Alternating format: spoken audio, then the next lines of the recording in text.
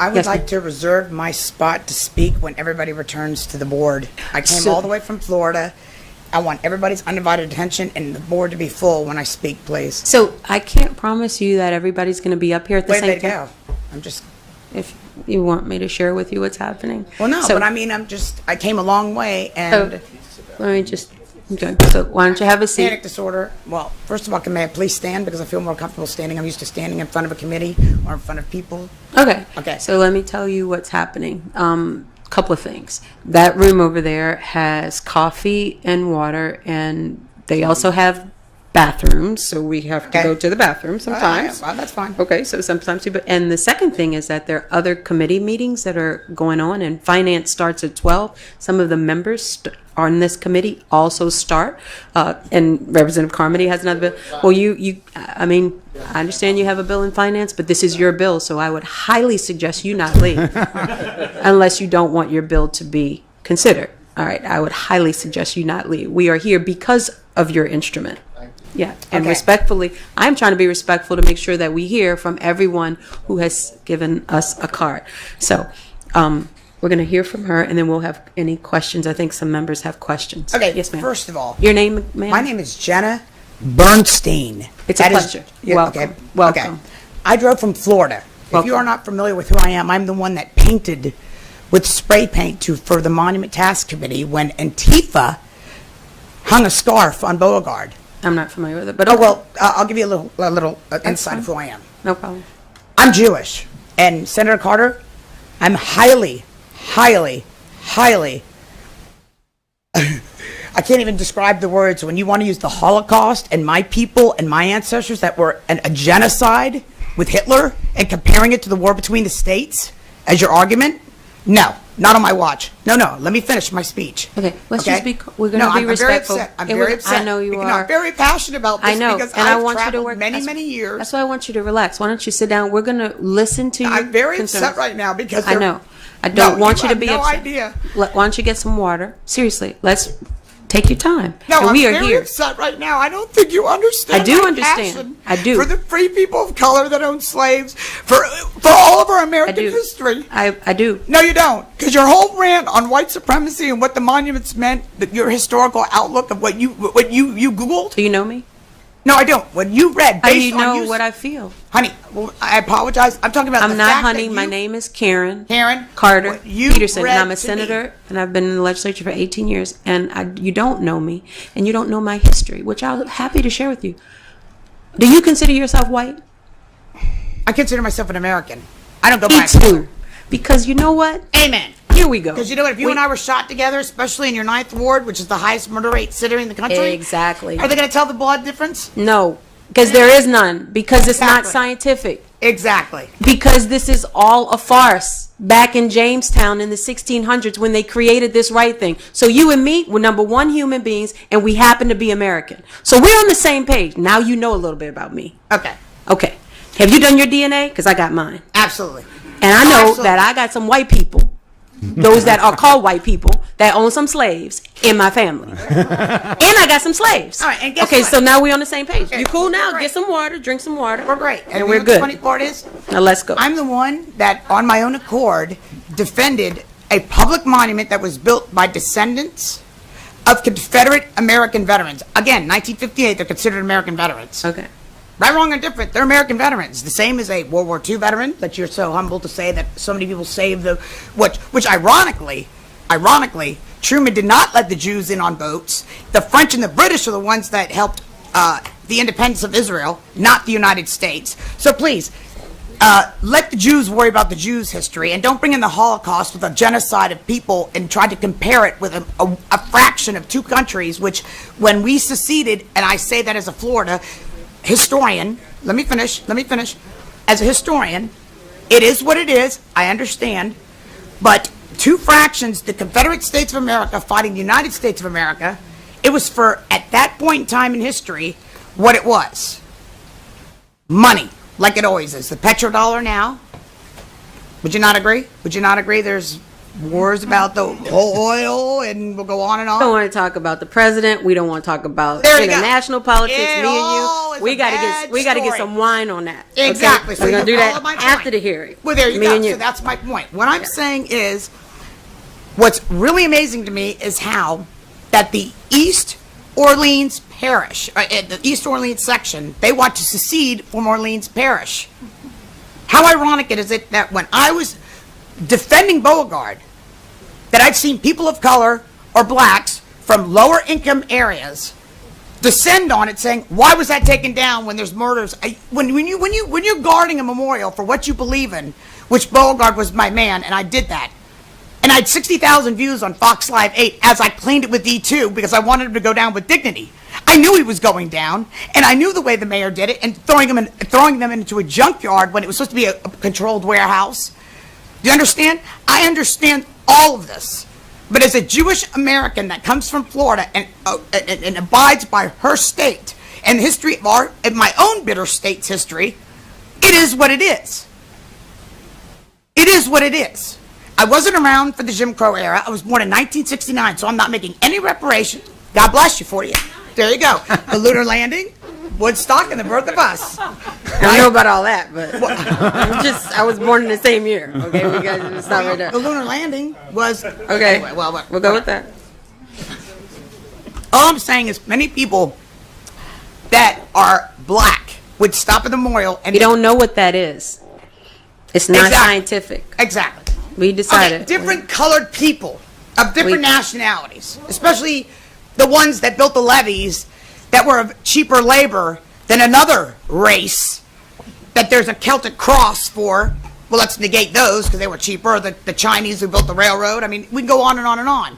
Okay. My whole principle is there were people that cannot come forward in their race because they'll be called Uncle Tom. Just as in another race, they're white supremacists. Okay. It's all, you know, you are based on on people falling asleep, looking at their phones. They're not really appreciating the fact that I drove here. We are. You are. No, they are listening. I have the board is lit up. You've got folks that want to make comments. People are listening to you. I want you to feel I'm like just letting people. you know that this is a very impassioned plea. I hear you. And the people in New Orleans and the mayor with the white supremacy, I'm telling you, I know from my historical and from James Robertson, from historians, Scott Hardwig, who's a Gettysburg historian. I was there with all people, free people of color, everybody. It was embittered both sides. Right. So there's the level of passion and emotion, I think, on both sides. Remember how I opened up the committee? We just want to be able to hear. Facts. Right. Are you familiar with Anna Kingsley? I was reading facts to you earlier. We have historians that are coming. People are presenting facts, and we are receiving Well, I information. humbly disagree with what you read about the Liberty Monument. That's and okay. Your fact. Well, It's I not have mine. The right to, we have the I right did to not disagree. write it. The right to disagree. I agree with you. Right. I agree that we have the right to disagree, and that's fine. And so you have submitted a card in favor of the instruments. I'm just praying for the love of God because all other sovereign nations, because Yes. I was at Beauregard during Jazz Fest, your big Jazz Fest for New Orleans, before the boycott NOLA. I had people from other countries saying what a disgrace that the mayor took them down. Period. So I I'm just understand letting that. you know. I'm just being the impassioned one to tell you the truth. Because I'm out, and I'm leaving your state eventually when hopefully General Lee, Right, Wrong, or Indifferent, was a work of art that's now in a junkyard. Right? Not a controlled warehouse. All this, I'm done. I'm going to leave it to you to find it in your heart and read between the lines, because I know free people of color, Anna Kingsley, who in Florida, at the height of her plantation under Spanish rule, had 400 slaves and 35,000 acres, and God bless her. So what does that mean, that black people own slaves? What does that mean to me? Did they whip them and kill them? Were they as brutal as the whites? Yes. The black? No. Is there a monument to her in New Orleans? Not New Orleans.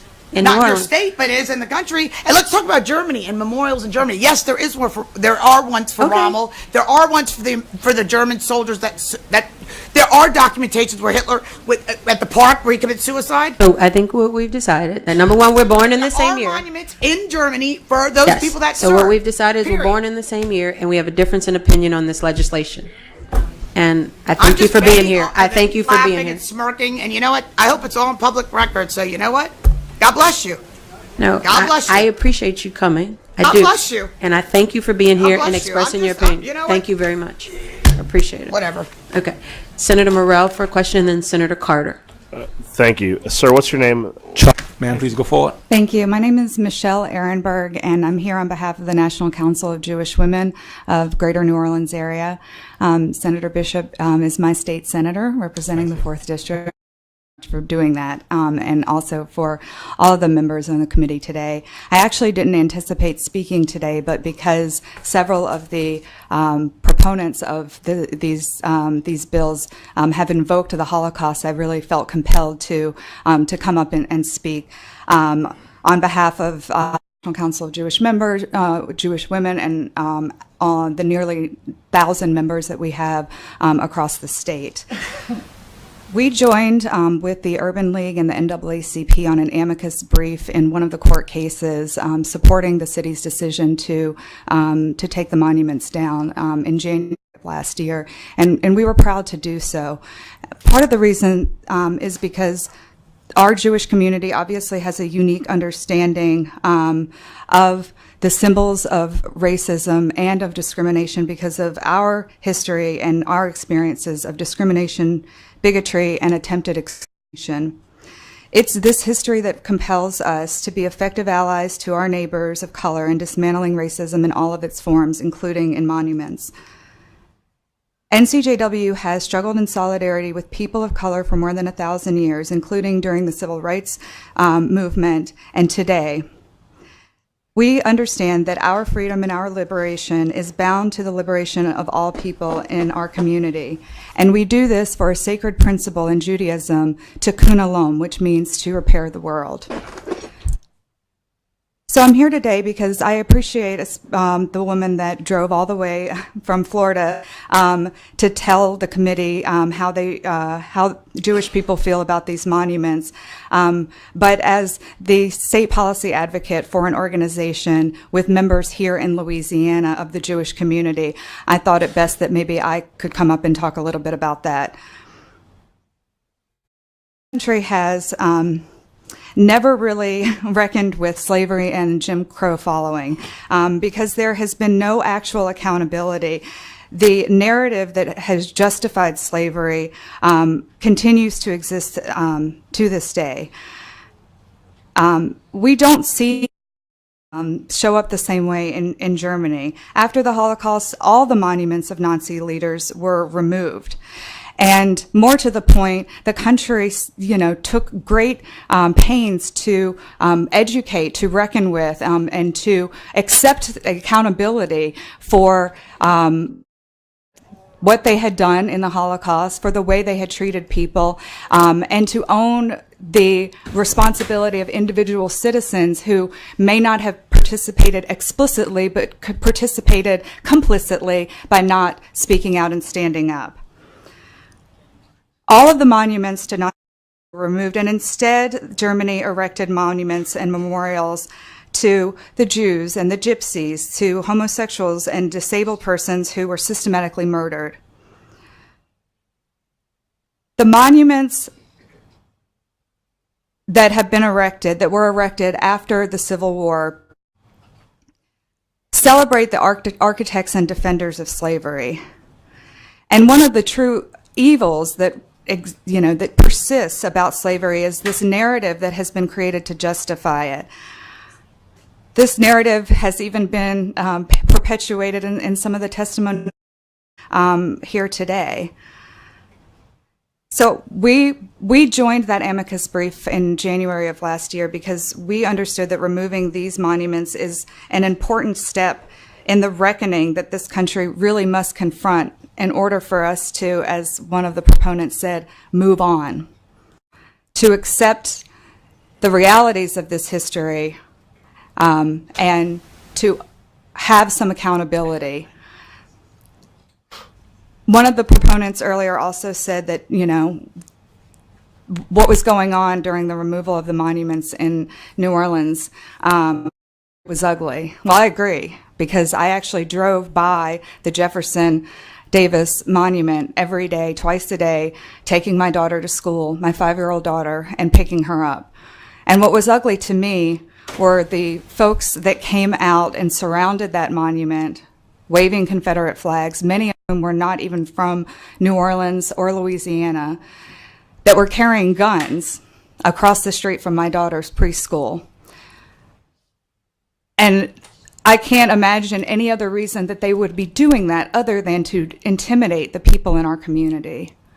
So anyone who's up here to say these monuments are not a symbol of hate or a symbol of racism or a symbol of bigotry only had to see what happened in the city of New Orleans, who showed up, and the tactics that they use to intimidate people in our community who are trying to hold themselves accountable and to reckon with the history of slavery in this country. And thank you so much for allowing me to testify today. Thank you very much for being here.